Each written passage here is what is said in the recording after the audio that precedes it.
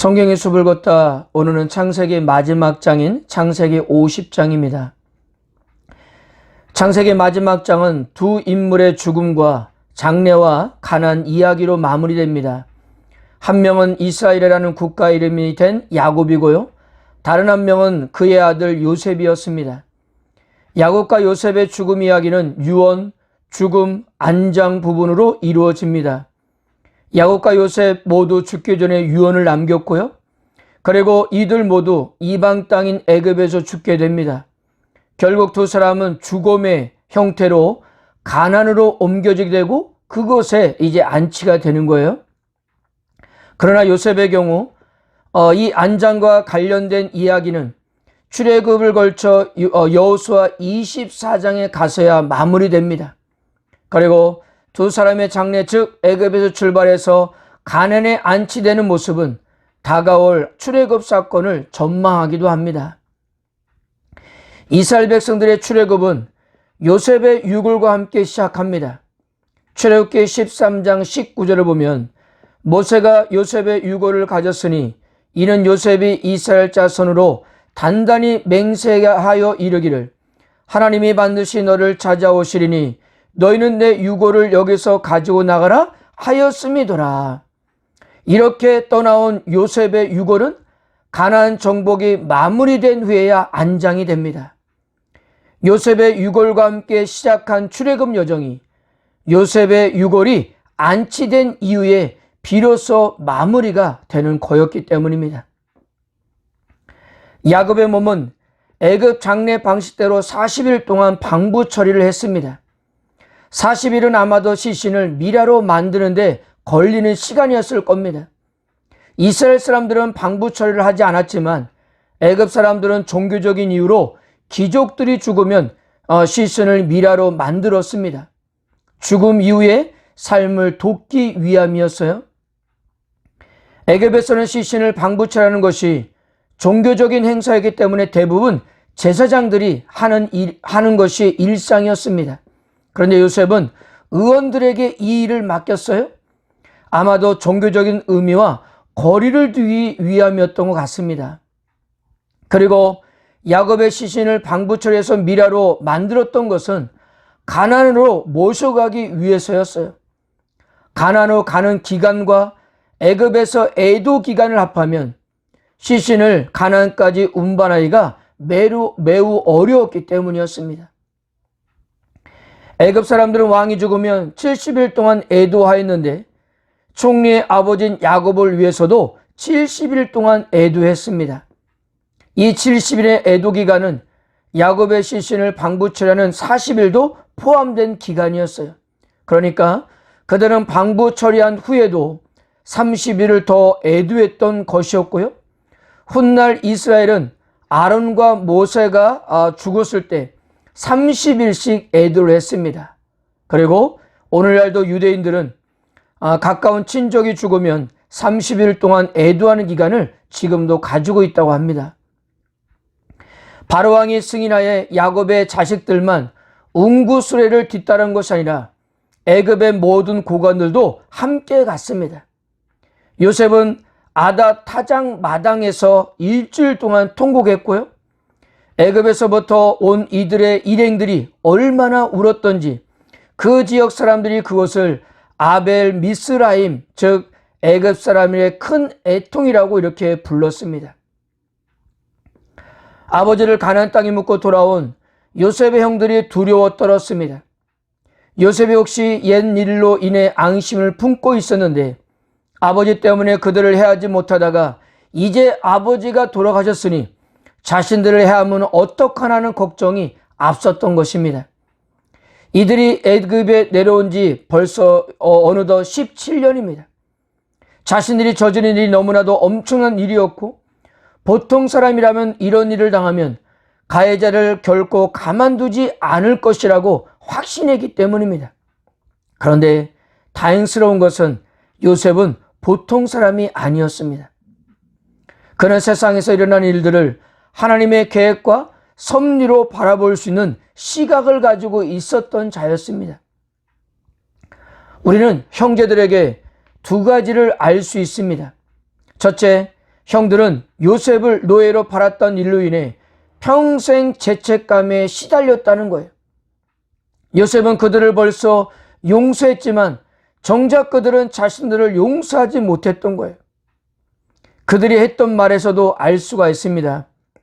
창세기 42장 22절을 다시 보면 이 말씀을 세번역에서는 이렇게 설명했어요. 그렇다 아우의 일로 벌을 받는 것이 분명하다. 아우가 우리에게 살려달라고 애원할 때 그가 그렇게 괴로워한 일을 보면서도 우리가 아우의 애원을 들어주지 않은 것 때문에 우리가 이제 이런 괴로움을 당하는구나. 로벤도 자신들이 스파이로 몰리게 된 것은 동생의 핏값에 대한 하나님의 응징이라고 생각했습니다. 비록 요셉이 지난 17년 동안 형들을 보살피며 그들과 함께 살았지만 그들은 그런 가혹한 일을 했던 자신들을 용서할 수가 없었던 것입니다. 그러나 둘째로 더 큰 문제는 바로 그들의 믿음이었습니다. 요셉은 하나님을 전적으로 신뢰하고 의지하는 믿음을 소유했습니다. 그는 자신의 신앙을 통해 모든 것이 하나님의 계획대로 이루어지는 것을 믿었어요. 그러나 형제들은 이 하나님의 계획과 섭리를 믿는 믿음이 부족했던 거예요. 이 하나님을 믿지 못하니까 그들은 요셉을 두려워할 수밖에 없었습니다. 세상의 모든 역사가 하나님의 주권에 의해 운행된다는 믿음을 가진 자와 하나님을 입으로만 신하지만 체험적인 신앙이 없는 자들의 차이였던 거예요. 그래서 형들은 돌아가신 아버지의 유언이라고 하면서 요셉에게 용서를 구했습니다. 지난 17년 동안 요셉이 아버지의 말씀이라면 얼마나 공손히 잘 따라 주었는가를 옆에서 지켜보았기 때문일 거예요. 요셉은 또 한 번 울었습니다.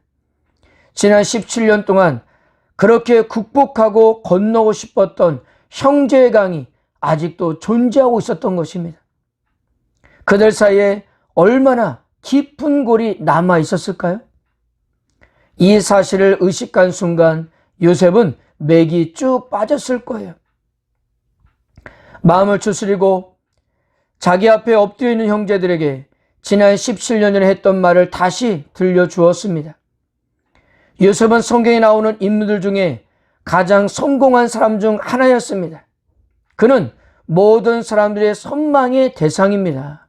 그러나 그는 이 세상을 살다 간 사람들 중에 어쩌면 가장 외로웠던 사람 중 하나가 아니었을까요? 요셉의 눈물, 외로움에 사무쳤던 그 눈물이 우리의 마음에 시리도록 아프게 다가옵니다. 요셉은 아버지를 떠나보낼 때 나이가 56세쯤 되었습니다. 그는 54년을 더 살고 110세의 아버지 야곱의 일생보다도 더 파란만장한 삶을 살다가 삶을 마쳤습니다. 애굽 사람들은 110세에 죽는 것이 가장 이상적이라고 생각했습니다. 그 당시 남자들의 평균 수명이 45세 정도였다는 것을 감안하면 이상적이었을 뿐만 아니라 희망사항이었습니다. 그의 마지막 유언도 이것이었습니다. 24절 요셉의 그 형제들에게 이르되 나는 죽을 것이나 하나님이 당신들을 돌보시고 당신들을 이 땅에서 인도해 내사 아브람과 이삭과 야곱에게 맹세하신 땅에 이르게 하시리라 하고 25절 요셉이 또 이스라엘 자손에게 맹세지켜 이르기를 하나님이 반드시 당신들을 돌보시리니 당신들은 여기서 내 해골을 메고 올라가겠다 하라 하였더라. 24절에도 하나님이 당신들을 돌보시라고 했는데 25절에서도 그 말에 반드시란 말이 들어가서 강조하고 있는 겁니다. 요셉은 하나님께서 그렇게 하실 거라는 것을 확실히 믿고 있었던 것입니다. 그래서 하나님의 신실하심을 확실히 믿기 때문에 자신의 해골을 그곳에 묻어달라고 소망을 남기고 있었던 거예요. 그리고 요셉이 그렇게 확신할 수 있었던 것은 바로 그것이 하나님의 약속의 말씀이었기 때문입니다. 자신의 증조 할아버지 아브라함에게 주었던 약속의 말씀이었고 자기 아버지 야곱 또한 그 약속을 믿고 있었습니다. 창세기 50장을 마치면서 두 가지를 정리했으면 합니다. 첫째, 우리의 마지막을 잘 준비하자는 겁니다. 우리 모두는 언제 하나님으로부터 부름받을지 모릅니다. 오늘일지 아니면 내일일지 1년 뒤일지 10년 뒤일지, 그러나 분명한 것은 언젠가는 죽음을 맞이할 것이라는 사실입니다. 우리가 야곱같이는 안 되겠지만 적어도 우리의 죽음이 값지고 많은 사람에게 기억이 되도록 믿음 안에서 참으로 의미 있는 삶을 살아가야 되지 않겠냐 하는 것입니다. 죽음을 준비하는 것은 어렵지 않습니다. 오늘을 바로 믿음으로 우리는 그렇게 잘 살면 되는 것입니다. 둘째는, 성경에서 말하는 믿음은 우리 인간의 입장에서 볼 때 상당히 무모해 보인다는 것입니다. 왜냐하면 그들의 눈에 보이는 것은 아무것도 없었기 때문이에요. 분명 하나님은 말씀하시는데 우리의 눈에 들어오는 것은 아무것도 없습니다. 때로는 그냥 믿어야 하는 수밖에 없는 경우가 거의 태반입니다. 그래서 나타난 현상이 무엇입니까? 소수의 사람만이 하나님의 말씀을 따랐고 거의 대부분의 사람들이 하나님 말씀을 따르지 않았다는 거예요. 왜요? 그들의 눈에는 아무것도 보이지 않았기 때문에 어떻게 믿고 나갈 수가 있었겠습니까? 그러나 그런 상황에서도 하나님께서 말씀하는 것이 사실임을 믿고 나갔던 소수의 사람이 있었고, 하나님께서는 그들의 믿음대로 역사를 이루었던 겁니다. 사랑하는 성도 여러분, 지금의 이 세상을 보십시오. 하나님 말씀을 따라 믿음으로 사는 소수의 사람들과 그렇지 않은 대다수의 사람들이 있는 시대를 우리는 살고 있습니다. 그리고 소수의 우리가 모여있는 교회라고 해도 우리들의 믿음은 또한 똑같겠습니까? 어느 누구는 목숨 걸고 믿음을 지키는가 하면 어느 누구는 술에 물 탄 듯 물에 술 탄 듯 그렇게 하고 있습니다. 이것이 교회가 크든 작든 지금 이 땅에 존재하는 교회의 현실이에요. 그런데 성경을 보세요.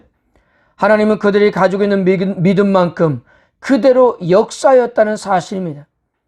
그들이 하나님을 믿는 만큼 하나님은 그들의 삶에 그대로 이루어 주었습니다. 결국 우리들의 삶의 축복은 바로 우리들의 믿음의 크기였던 것입니다. 히브리서 11장 22절 보면 믿음으로 요셉은 임종시에 이스라엘 자손들이 떠날 것을 말하고 또 자기 뼈를 위하여 명하였으며 라고 했고, 정말 하나님은 그의 믿음을 따라 그렇게 인도하였던 겁니다. 그래서 성경이 우리들에게 말하고 있는 것은 바로 우리들의 믿음이 아닐까 합니다. 사랑하는 성도 여러분, 오직 진정한 믿음 안에 거하시기를 바랍니다. 하나님을 전적으로 믿으시길 바랍니다. 하나님의 뜻이라면 무엇이든지 순종하였다는 결단이 있으시기를 바랍니다. 나도 한번 창세기에 나오는 믿음의 선조들처럼 하나님만을 바라보면서 살기누라 결단이 있기를 축복합니다. 절대로 후회하지 않는 삶이 바로 우리의 삶임을 믿으시고 요셉과 같이 철저하게 주님과 동행하면서 마지막까지 승리하시기를 주님의 이름으로 축복합니다. 주의